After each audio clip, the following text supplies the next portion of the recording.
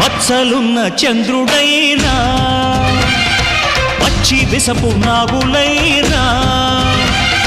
చంతను చేర్చే దేవా మా చింతలు తీర్చగరావా నెర నమ్మిన దైవం నీవే రాయుడా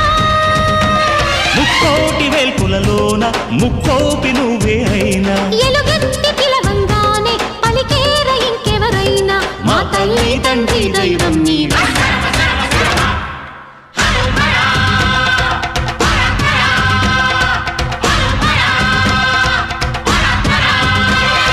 ఢమ ఢమ ఢమ ఢమ గుండ ఢమరుకం మోగే